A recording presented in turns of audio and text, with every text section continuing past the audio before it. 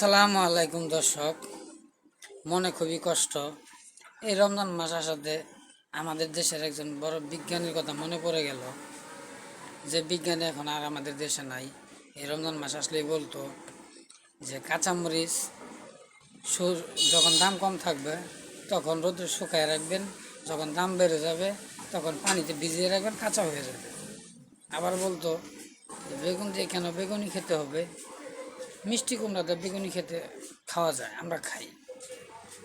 আবার বলতো গরুর মাংস মানুষ খেতে চায় না, গরুর মাংসের পরিবর্তে নাকি কাঁঠাল, তো সেই কাঁঠাল দিয়া বার্গার হয়, অনেক মজার সুস্বাদু রান্না হয়।